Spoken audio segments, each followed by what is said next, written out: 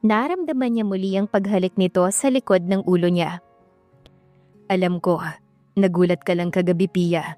At kung ayaw mong pag-usapan na ngayon ay maiintindihan ko. I will give you time. Naramdaman ni Pia ang paghalik nito sa balikat niya saka sa pisngi niya. Gusto na naman niyang maiyak dahil sa naririnig na paghihirap sa boses ng asawa niya. Saka niya biglang naiisip ang sinabi ni Cindy. I love you, Pia. Halos magtatalo ng puso niya nang muling marinig ang sinabi ni Patrick. At parang may matulis na bagay sa puso niya nang marinig ang panginginig ng boses ng asawa. How could that woman? Paano nito nasabi na hindi siya mahal ni Patrick? If he cried with her all night. And you? How could you make your husband cry? Singhal niya sa sarili. Nagtatalo ang isip niya kung tatayo at pipigilan ng asawa na ngayon ay wala na sa tabi niya. At ilang sandali pa ay lumabas ng banyo si Patrick. Ngunit hindi talaga siya dumidilat ng kanyang mata nang maramdaman ang pagdampi ng isang mainit na palad sa mukha niya. Your eyes were swallow. I am sorry. I made you cry, love. Naramdaman niya ang paghalik nito sa mga mata niya. Narinig niya muli ang pagbuntong hininga nito. If you really don't want to talk to me, I'll go. But I will come back. Hindi ako papayag na magkahiwalay tayo, Pia. Sa kanya naramdaman ang pagdampi ng labi nito. Ngunit hindi pa rin niya iminulat ang kanyang mga mata. Narinig niya ang pagbukas ng pinto at pagsara. Saka lang niya iminulat ang mga mata niya. Kahit na masakit ang mga mata niya, ay pinilit niyang umupo sa gilid ng kama. Saka niya pinunasan ng mga luha. Saka naman siya napatingin sa gilid ng kama at napasinghap nang makita ang isang note doon. Nanginginig ang mga kamay niya na inabot yon, pati ang kasama nun. In the buffet of roses. Saka siya napatakip sa bibig nang mabasa ang note doon. Good morning, love. I know I made you cry last night, and I am really sorry about it. But I promise that this day won't last, and I don't made up to you. I love you, Pia. I love you so much, my wife. Patrick. Muling bumagsak ang mga luha niya. Bakit ganon? Kahit sa simpleng notes lang ng asawa niya ay talagang pinararamdam nito kung gaano siya kamahal. Sa kanya biglang naisip ang sinabi ni Cindy. How could I? Pinagdudahan ko si Patrick. Samantalang in the first place, he is the one who always made me happy. Ni hindi ko nga naipakita kung gaano siya kamahal. I always take him for granted. Saka naman niya nakita ang isang card sa loob ng roses. At pagbukas niya nun, ay tuluyan na siyang napahagulhol. Happy 5th monthsary, love. I know, it's still a long road for us. But I will never give up. No retrieve, no surrender. I will just fight. Hindi ko alam kung ano ang gagawin mo pagkatapos ng lahat ng nalaman mo. Pero isa lang ang alam ko. Mahal na mahal kita, Pia. I wanted you to know. You're the one that God given to me. At handa akong gawin ng lahat mapasaya lamang kita. Pwede ba tayong magsimula ulit? Bumuo tayo ng masayang pamilya. Biglang naisip ni Pia ang pagbubuntis niya. Gusto ni Patrick na magkapamilya na sila. At naramdaman niya ang katotohanan na totoong mahal pala talaga siya ng asawa. Pero siya, wala siyang ginawa kagabi, kundi paiyakin lang ang lalaki na walang ginawa, kundi mahalin siya at alagaan. At nasira pa ang kanilang ikalimang buwan ng monthsary.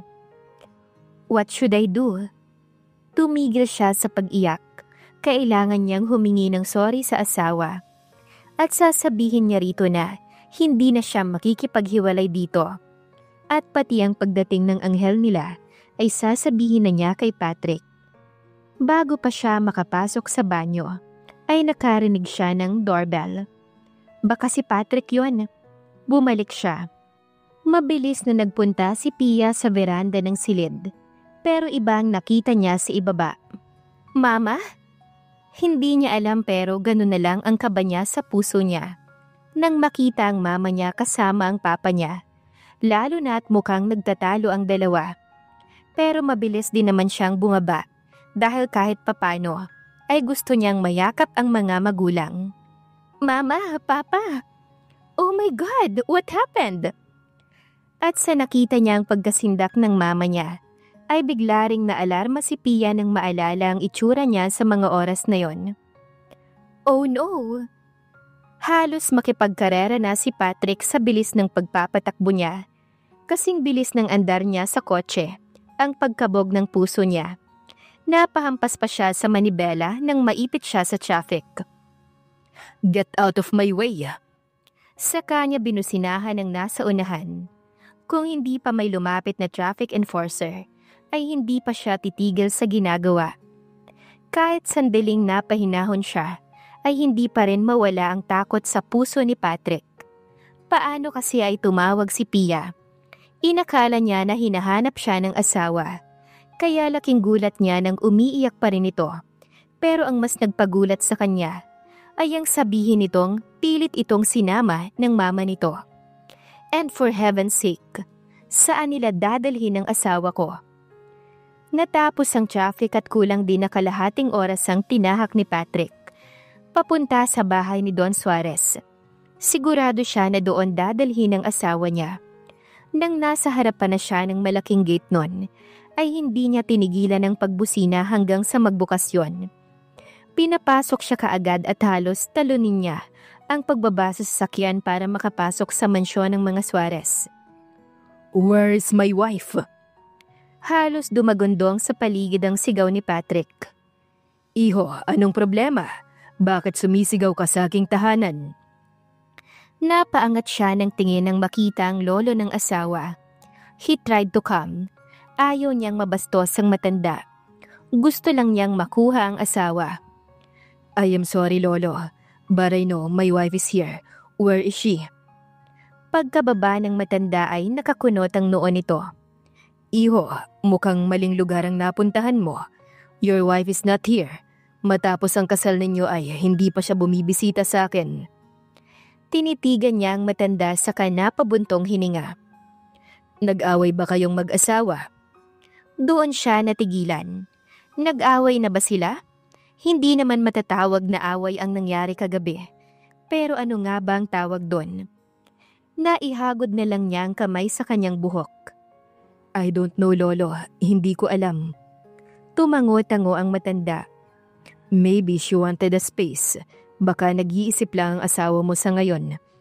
No, she's not. She called me and she was crying, telling me that her mom wants her to take her away from me. Please, Lolo, give my wife back. Nakita niya ang gulat sa mukha ng matanda. What? Walang nagsabi sa akin na uuwi si Maria ngayon. Okay, I will help you to find your wife. Baka sa ibang property sila pumunta. Wait, I have all the list. Tumango naman si Patrick. Gusto na niyang mahanap ang asawa. Gusto niya na itong mayakap. Kung alam lang niya na ganito ang mangyayari, sana hindi na lang siya umalis. Nagpaalam kaagad si Patrick sa katinignan ng binigay na listahan ng properties ng lolo ni Pia. Napailing siya. It's 7 properties at halos magkakalayo ang lugar noon. I need help. Mabilis niyang kinuha ang cellphone at inisa-isang tawagan ng kaibigan. Sinabi niya ang mga address na dapat puntahan ng mga to. Nagpapasalamat siya dahil maaasahan ng mga kaibigan niya. Okay, thank you, Travis. Call me if she's there. Paalam niya sa pinsan. Ito na ang huli. Kaya naman nagtungo na siya sa unang lugar na pupuntahan, sa Laguna. 2 oras na ang nakakalipas at pilit niyang tinatawagan si Pia pero naka-off pa rin ang cellphone nito at talagang nag-aalala na siya. Nakarating na siya sa lugar pero sinalubong siya ng isang katiwala at sinabing hindi na pupunta roon ng asawa o kahit na sino sa angka ng Suarez. Nagpasalamat na siya sa kanapasandal sa kotse. Narinig niya ang pagring ng cellphone. Nagmadali siyang tinignan niyon. Sa pag-aakalang ang asawang tumawag pero hindi. Si Lawrence yon. Hello, Lawrence. Hello, sorry, negative, walang tao rito. Napabuga siya ng hangin. Sige, salamat. Napasigaw na siya. Nasaan na ba ang asawa niya? Sumakay na siya ulit sa kotse at may isa pa siyang dapat puntahan. 4 na oras na siyang bumabiyahe papunta ng Tarlac. At talagang todo hiling siya na sana naroon ang asawa dahil yun na lang ang lugar na pwedeng pagdalhan ng mga magulang nito kay Pia. Tumawag na rin ng mga kaibigan niya at kagaya ng nauna, hindi ito nakita sa mga properties na pinuntahan. Nasa kalagitnaan si Patrick ng biyahe nang tumunog ang cellphone niya. Hello? Hello, Patrick. Napatuwid siya ng upo saka mabilis na itinabi ang sasakyan. Ganon na lang ang kabog ng puso niya nang marinig ang boses ng asawa. Love, Pia, where are you? Nasaan ka? Please tell me. Halos magmakaawa na ang tono niya. Narinig naman niya ang paghikbi ni Pia, kaya naman nakaramdam siya ng galit. Gusto niyang yakapin and tell her everything will gonna be fine. Patrick, gusto ni Mama na makipaghiwalay na ako sa'yo. Doon niya muling nahigit ang hininga. No, hindi pwede, Pia. Hindi nila tayo pwedeng paghiwalayin. We're married at mahal kita. Hindi na niya napigilan ng emosyon. Hindi niya maintindihan. Bakit ba ang daming gustong magkalayo sila ng asawa? Bakit ba hindi na lang maging masaya ang iba para sa kanila? But I can't say no. I love my mom, Patrick. Ang takot niya ay mas tumaas. Yun ang kinakatakot niya. When Pia's mom involved, magbabago ang lahat at kagaya ng ipinangako niya, he will fight. Tell me, nasan kayo? I am going there. Just tell me kung nasan kayo. Umiiyak pa rin ito at para namang pinipiga ang puso niya sa naririnig na pag-iyak nito. Shh! Stop crying, Pia. I'm coming. Just tell me kung nasan ka. Mom! Napatiimbagang siya ng mukhang nalayo ang Pia ang telepono. Pia, love! Halos sumigaw na si Patrick at natigilan lamang siya nang marinig ang boses ni Pia. Hello! How dare you? Anong ginawa mo sa anak ko? Akala mo ba hindi ko alam ang nangyayari sa anak ko kahit wala kami sa bansa? Paano mo nakukuha na saktan ng ibang asawa mo? Galit na sigaw ng ina ni Pia. Hindi ko hinayaan na saktan ng ibang asawa ko, Mama. Please, nasaan ang asawa ko? Mayroon ang bawat salita ni Patrick. Narinig niya ang pag-ismed sa kabilang linya ng babae. Do you think sasabihin ko sa'yo, Mr. Ruiz? Please, give my wife back. Napahawak ang isang kamay niya ng mahigpit sa manibela. I won't do that dahil ilalayo ko na sa'yo si Pia. Nanguuyam na sabi nito. Hindi niyo gagawin yan. Then, watch me. Saka nito ibinaba ang tawag. Napailing na lang siya sa muling tinawagan ng number ng asawa. Pero naka-off na muli iyon.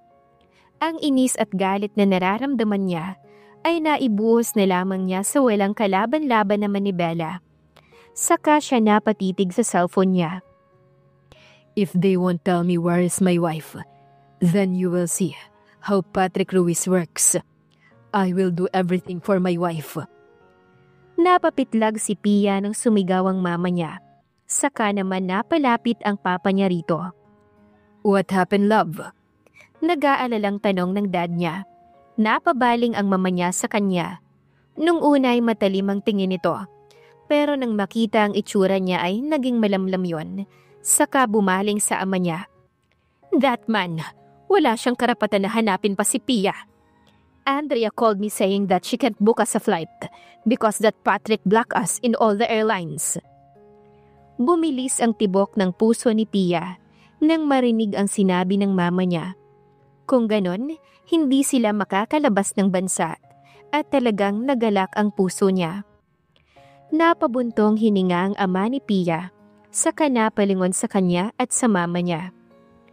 Love, Alam naman natin kung anong gusto ni Patrick. Why can't we just let them be?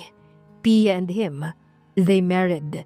At hindi na ako magtataka kung gagawa siya ng paraan para mahanap ang asawa niya. No! Hindi ko papayagan ng lalaking yun na patuloy niyang saktan ng anak natin. Gusto man niyang matouch sa pag-aalala ng mama niya, ay hindi naman niya magawa.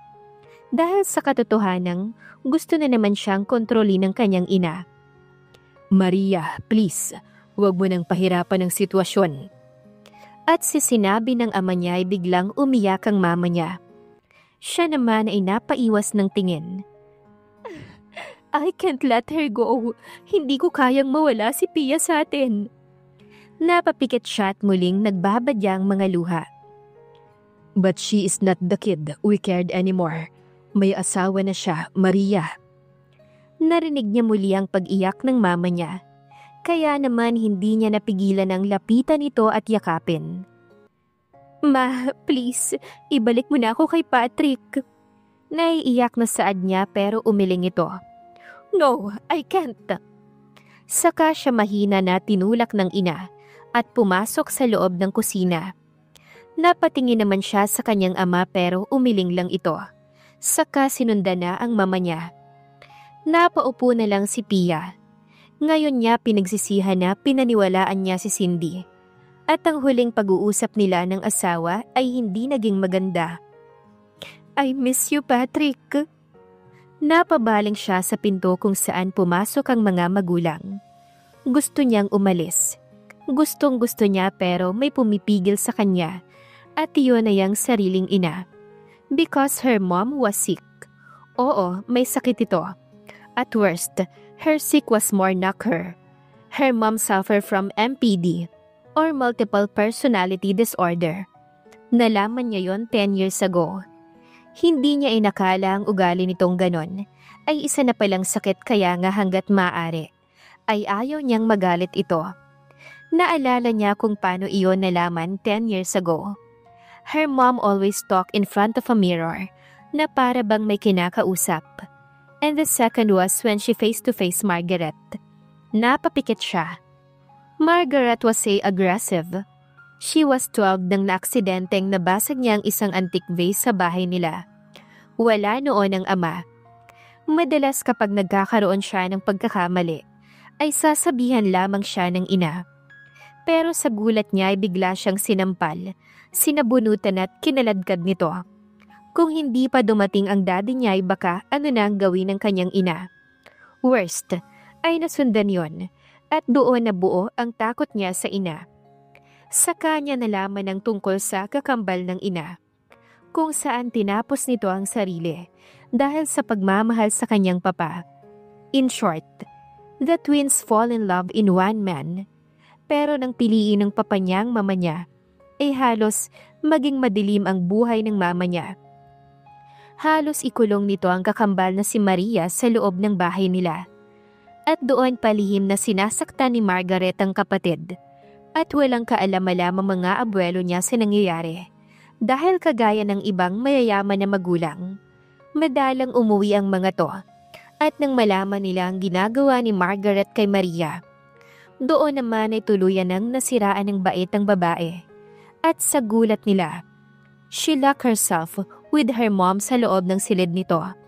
At isang kagimbal-gimbal ang nakita ng mga abuelo niya. Tinapos ni Margaret ang sarili niya sa harap ng kanyang ina.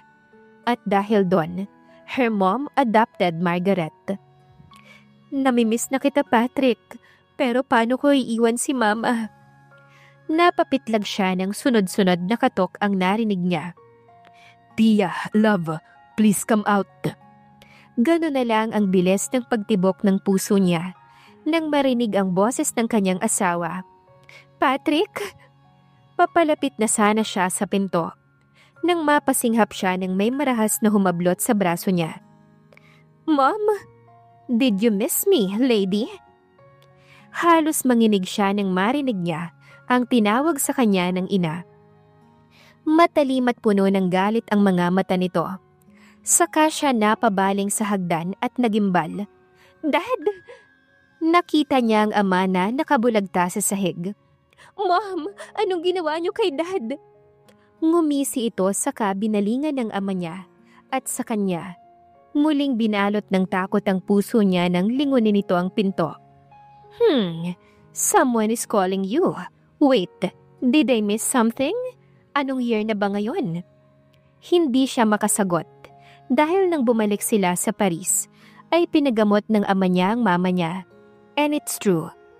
Doktor ang mga to pero ang ama niya ay isang psychology doctor. Hindi niya alam ang gagawin ng mga sandaling yon. Mailigtas kaya ni Patrick ang asawa sa kamay mismo ng ina nito? Abangan sa susunod na kabanata. Please like, share, subscribe for more updates. Maraming salamat po.